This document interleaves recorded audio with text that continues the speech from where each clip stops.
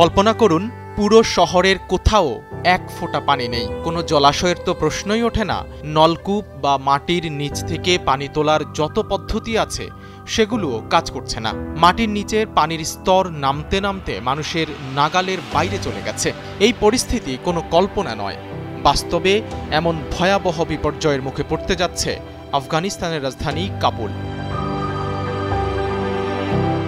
শুনতে অবিশ্বাস্য মনে হলেও সত্য যে দক্ষিণ এশিয়ার পাহাড় বেষ্টিত রাষ্ট্র আফগানিস্তানের কাবুলে শেষ হতে যাচ্ছে পানির ভাণ্ডার। এটি বিশ্বের প্রথম শহর যেখানে আর পানি পাওয়া যাবে না। তথ্যটি সামনে আসতেই হইচই পড়ে গেছে। মাটির নিচের পানি একেবারে শেষের দিকে। যেভাবে বিশ্বে আবহাওয়ার পরিবর্তন ঘটছে তাতে 2030 সালেই কাবুলের মাটি থেকে আর পানি উঠবে না।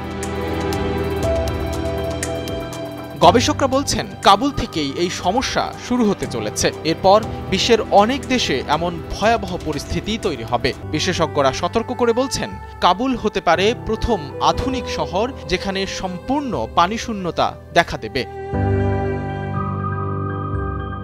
এনজিও মার্সি কপস তাদের এক প্রতিবেদনে বলেছে, দ্রুত নগরায়ন ও জলবায়ু পরিবর্তনের কারণে গত দশকে কাবুলের জলাধারে পানির স্তর 30 মিটার পর্যন্ত কমে গেছে। ইতোমধ্যে শহরের প্রায় অর্ধেক বোরহোল বা পানীয় পানির প্রাথমিক উৎস শুকিয়ে গেছে।